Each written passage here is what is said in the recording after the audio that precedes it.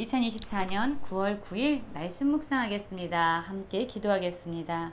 하나님, 우리가 삶의 어려움 가운데서 우리의 삶에 문제가 찾아올 때에 여전히 하나님을 신뢰하고 하나님께 나아가 하나님의 도우심과 하나님의 은혜를 받아 누리게 하여 주시옵소서. 예수님 이름으로 간절히 기도했습니다. 아멘. 오늘의 말씀은 열왕기하 4장 38절부터 44절까지의 말씀입니다. 말씀을 함께 살펴보시기 전에 개인적으로 말씀을 꼭 읽으시고 묵상하는 시간 가지시기 바랍니다. 오늘도 엘리사와 관련된 이야기가 담겨져 있습니다. 4장 38절부터 41절까지는요. 독이 든 음식을 해독하는 엘리사의 사역이 나와 있고요. 42절부터 44절까지는 기근 중에서 한 사람이 가져온 보리떡 20개와 채소를 통해서 100명이 넘는 사람들이 먹고 풍족히 누리는 그러한 내용이 담겨져 있습니다. 4장 38절입니다. 엘리사가 다시 길갈에 이르니 그 땅에 흉년이 들었는데 선지자의 제자들이 엘리사의 앞에 앉은지라 엘리사가 자기 사환에게 이르되 큰 솥을 걸고 선지자의 제자들을 위하여 국을 끓이라 하매 라는 말씀으로 시작하고 있어요. 엘리사가 길갈에 이르렀는데 그 땅에 흉년이 들었다라고 말합니다.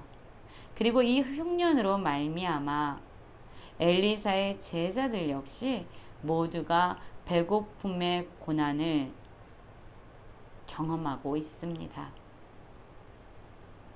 엘리사가 제자들의 이러한 배고픈 상황, 기근의 상황을 그냥 외면하거나 무시하지 아니하고 그들의 육신의 필요를 채워주기 원했습니다. 그래서 사환에게 제자들을 위해서 국을 끓이라고 명령했던 거죠. 여러분, 그렇습니다. 우리가 하나님을 믿는다는 것은요, 모든 문제로부터 또한 어려운 상황과 고난으로부터 우리가 면제를 받은 것이다 라는 것을 의미하는 것이 아니에요.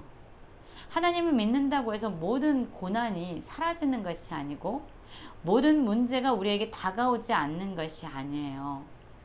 38절 말씀처럼 그 땅에 임한 흉년은 선지자의 제자들까지 배고픔의 고통을 경험하게 했습니다. 여러분, 그러면 우리는 왜 하나님을 믿고 의지하는 것일까요? 믿지 않는 사람들이나 믿는 사람들이나 동일하게 문제를 당하고 어려움을 당하고 고난과 고통을 경험한다면 그러면 믿지 않는 자들과 믿는 사람들의 차이가 무엇일까요? 바로 그 어려움 속에서, 문제 속에서 우리는 해답을 주실 수 있는 전능하시고 신실하신 하나님께 나아가 그분의 도움을 얻을 수 있다는 것. 그것이 바로 믿는 자들에게 주어진 가장 큰 은혜가 아닐 수 없습니다. 자, 내용을 계속 한번 살펴볼까요? 엘리사가 제자들의 그러한 고난, 고통을 보고 그들을 위해서 국을 끓이라고 했잖아요. 그러자 그때 한 사람이 채소를 캐러 들로 나가게 됩니다. 그리고 들포도 덩쿨을 만나서 그것에서 들호박을 따서 옷자락에 채워가지고 돌아옵니다. 그리고 그 들호박을 썰어요. 그리고 국 끓이는 솥에 그것을 넣었습니다. 그런데 사실 그는 자신이 넣은 것이 무엇인지 알지 못했던 겁니다. 국을 다 끓이자 이제 무리에게 주어서 먹게 했습니다. 배고팠던 제자들입니다. 배고팠던 무리들입니다. 이들에게 먹을 것이 생겼으니 이들이 얼마나 기뻤을까요? 그런데 여러분, 문제가 생겼죠. 무리가 국을 먹다가 그들이 외쳐 이릅니다. 하나님의 사람이여, 솥에 죽음의 독이 있나이다 하고 능히 먹지 못하는지라라고 말하고 있어요. 여러분, 엘리사도 선한 의도로 국을 끓이게 했습니다. 그리고 그 말을 듣고 한 사람이 채소를 캐러 나아가서 들호박을 따서 그것을 썰어서 국에 넣은 것 역시 선한 의도였습니다. 그럼에도 불구하고 이들이 행한 이러한 일들의 결과가 무엇이냐면 어려움이, 문제가 생기는 거였어요. 그 솥에 죽음의 독이 있나이다 라고 무리들이 외쳐 이르게 되는 거죠. 여러분, 문제가 생길 때에 우리에겐 문제를 해결해 주실 수 있는 하나님의 이름을 부를 수 있다는 것이 얼마나 큰 축복인지 모릅니다. 하나님의 사람이요 하고 여기 죽음의 독이 있습니다. 자신이 처한 상황의 어려움, 그들이 지금 부딪힌 문제에 대해서 낱낱이 고백할 수 있는 그러한 하나님이 계시다는 것이 얼마나 큰 축복인지 모르겠습니다. 하나님의 사람이여 하고 엘리사를 부르게 됩니다. 그때 엘리사가 그러면 가루를 가져오라 하고 솥에 던지고 이르되 퍼다가 무리에게 주라 그리고 먹게 하라 라고 명령하게 됩니다. 여러분 한번 생각해 보세요. 죽음의 독이 있는 국이었습니다. 그런데 엘리사가 가루를 가져오게 했습니다.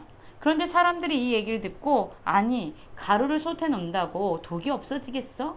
라고 불신하면서 엘리사의 말을 불순종했다면 여러분 속 가운데 독이 없어지는 일은 일어나지 않을 겁니다.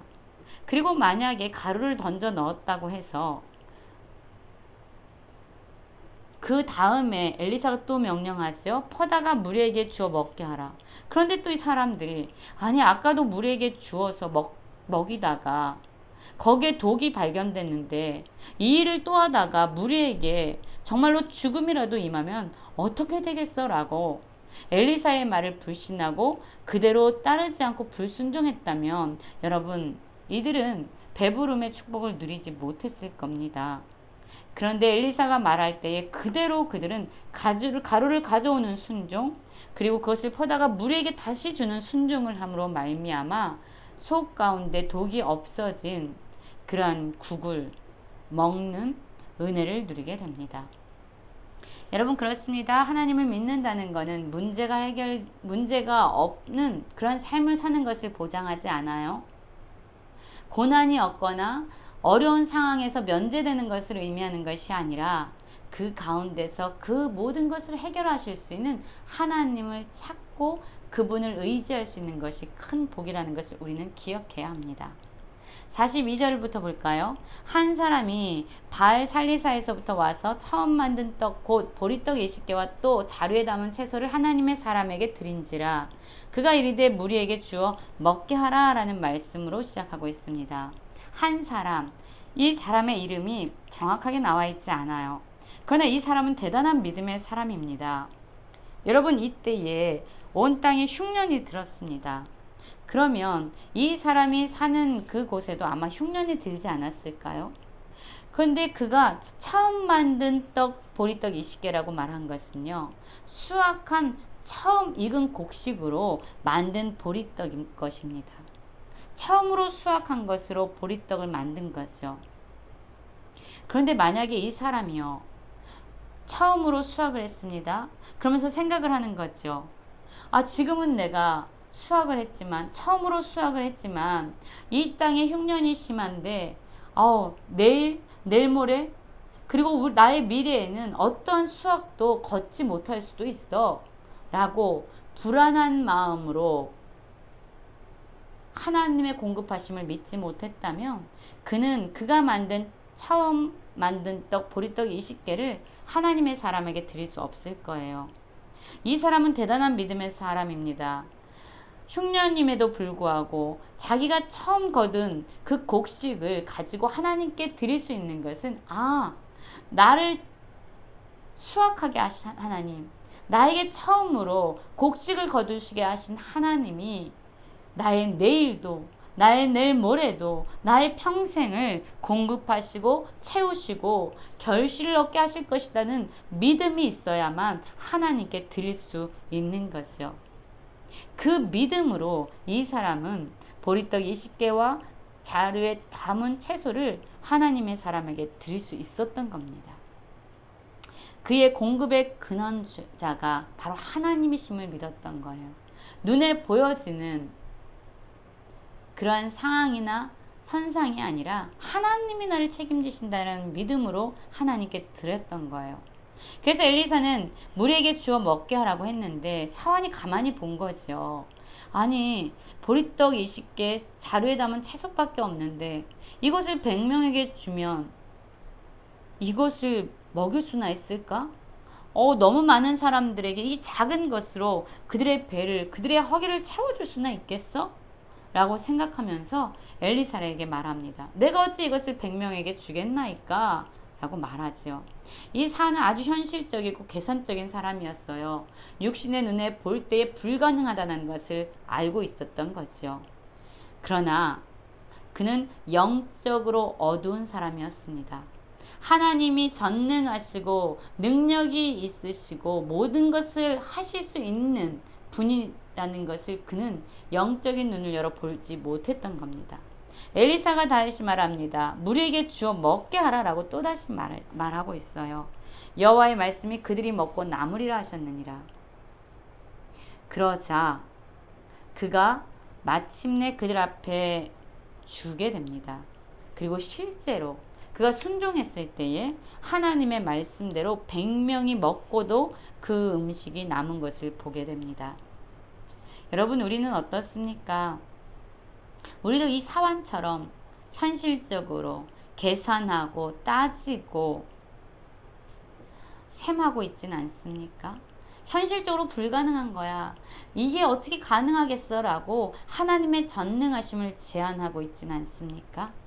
여러분, 우리가 가지고 있는 작은 재능, 작은 물질, 작은 헌신과 수고를 하나님께 드리면 하나님은 그것을 축복하셔서 많은 사람들이 풍성하게 누릴 수 있는 은혜를 흘려보내는 통로로 사용해 주십니다. 현실적으로 계산하기보다 믿음의 눈을 열어 전능하신 하나님을 바라보고 문제와 어려운 상황 가운데서 여전히 하나님께 나아가 구하는 믿음의 성도님들 되시길 간절히 기도합니다.